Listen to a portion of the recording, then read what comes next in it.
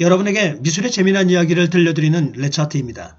여러분들의 구독과 좋아요는 저희 채널의 발전에 큰 힘이 됩니다.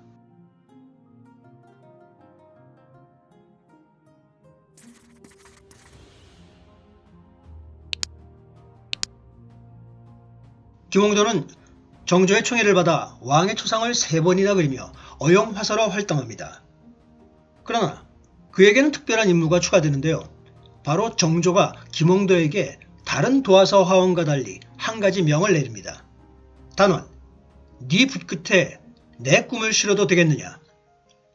바로 백성들의 삶을 밀착 취재하고 그림으로 그려 국정 참고 자료로 쓰고 정조의 눈과 귀 역할을 하라는 어명이었다는 일부 학계의 주장입니다. 단원은 우리가 알고 있는 화원만이 아니었습니다. 그는 민정을 살피다 보니 자연스럽게 중인의 계급에서 현감으로까지 승진하게 됩니다. 그의 많은 풍속도는 그 표현 방법이 독창적이고 출중한 것만이 아니었습니다.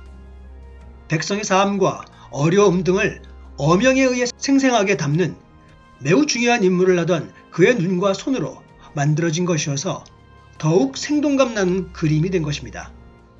40이 되던 해인 1784년에 그린 단원도이며 이때부터 단원이라는 관서를 사용하기 시작했습니다. 단원은 원래 중국 명나라의 문인화가 이유방의 호를 자신의 호로 삼게 되면서 그의 그림을 보는 세상 또한 달라졌다고 합니다. 그런데 그의 정교한 그림 중에 당시의 한국화와는 많이 달랐던 특이한 불화가 있었는데요. 그것은 정조가 치밀하게 지시한 르네상스 프로젝트였습니다. 1790년 정조가 억울하게 죽은 자신의 아버지 사도세자를 위해서 지은 사찰인 용주사 대웅전에 운연법으로 입체감을 살린 3세 열의 후불탱화를 그렸습니다. 이곳은 경기도 화성에 있는 용주사입니다.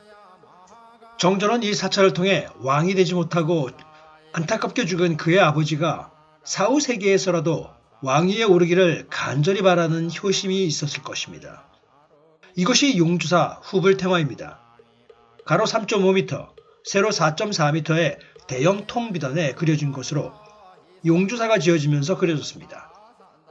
석가모니 불을 중심으로 왼쪽에 약사불, 오른쪽에 아미타불이 자리하고 있어 3세열의 탱불이라고도 불립니다.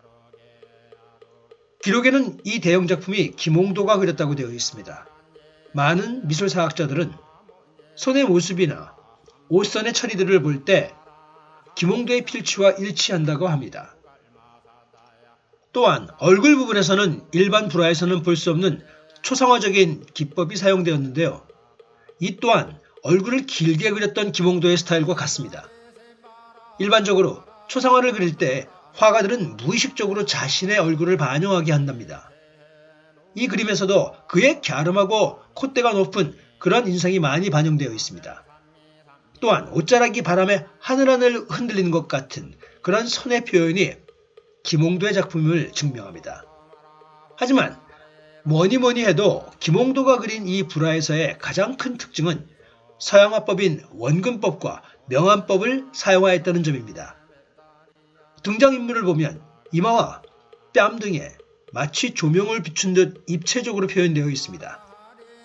사천왕상을 보면 명암이 더욱 뚜렷하게 보이는데요. 이런 점은 전통 불화에서는 찾아볼 수 없었습니다. 같은 해에 그려진 불화를 보면 그 차이가 확연합니다. 그래서 한때는 김홍도의 그림이 아니라는 논란이 있었습니다. 그러나 후에 발견된 조선정부의 공식 문서에 김홍도가 불화를 그렸다는 기록이 있습니다. 그렇다면 김홍도는 서양화법을 어떻게 알고 그렸을까요? 정조는 김홍도에게 특수 임무를 주었습니다. 김홍도는 중국 청나라에 가는 사신단에 정식으로 임명되어 중국으로 가게 되었습니다. 이 결정에는 정조의 숨은 의도가 있었습니다. 당시 청나라의 수도 베이징에는 서양 문물이 대거 유입되고 있었습니다. 이를 주도한 것은 천주교 신부들이었습니다. 당시 베이징에 있는 천주교 성당에는 조선들이 본 적이 없는 많은 서양 미술이 전시되고 있었습니다. 그중 김홍도의 이목을 가장 크게 끈 것은 성당 내의 서양화법으로 그려진 성화들로 사신들을 통해 정조에게도 알려져 있었습니다. 이것은 정조가 자신의 특별한 아버지였던 사도세자의 사찰을 만들기 위해 가장 아끼는 궁중화가 김홍도에게 서양의 화법을 배우도록 시키고 그 후 용주사를 만들기로 하였던 것이었습니다. 다시 말하면 정조는 자신의 아버지를 지켜주는 사찰의 불화를 서양의 신을 그린 성화와 같이 기존의 불화에서 벗어난 특별한 의미를 지니게 하기 위하여 미리 계획하고 주도했던 것입니다. 혁신적인 군주였던 정조시대는 이렇게 서양화법이 도입되어 많은 작품들이 만들어집니다. 그중 김홍도가 가장 서양화법을 독창적으로 잘 그렸다고 정조는 평가를 했던 것입니다.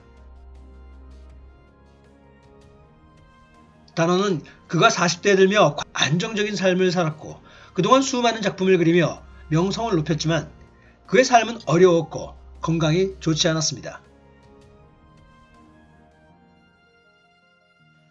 1800년 정조가 갑작스럽게 승하한 데다가 정확한 시기를 알 수는 없지만 그와 교류하던 후원자인 김한태도 별세하여 그는 후원자를 모두 잃고 생활이 어려워졌습니다. 김홍도가 정확히 몇 년에 사망을 했는지는 전해지지 않았는데요. 1805년 12월에 쓴 편지만 전해지고 이후 행적과 작품이 전해지지 않아 1805년이나 1806년도로 그의 사망 시간을 추측될 뿐입니다. 그럼 마지막으로 김홍도의 작품들이 지닌 특징, 성과와 영향을 간단히 정리하겠습니다. 먼저 그의 작품들은 몇 가지 특이한 사항이 있습니다. 그는 매우 사실적으로 표현했습니다. 그리고 배경은 은은한 먹으로 강조하였습니다. 조금 짙은 먹으로 그린 뒤 거기에다가 나무와 바위 등을 실감나게 표현하기 위해 가볍게 점을 찍었습니다. 김홍도의 작품 대부분은 수묵채색화입니다. 신윤복처럼 무동, 서당, 나룻배, 씨름 등을 수록한 풍속 화첩을 발표해서 민중의 삶을 다룬 어떤 그런 작품 활동을 적극적으로 하였습니다. 그의 회화적 성과와 영향은 당시 매우 컸습니다. 어린 시절 강세왕으로부터 배웠지만 성인이 되어 도화원에서 일하기 시작하면서 그에게 큰 영향을 끼쳤던 화가는 김웅환이었습니다. 하지만 강렬한 개성으로 독특한 경지를 개척하여 한국적인 풍토 감각을 잘 표현했다고 평가받습니다. 풍속화에서는 해학과 풍자를 조화하면서 서민적인 풍치도 그렸고 채색의 농담으로 형체의 원근 고조를 표현하기도 했습니다.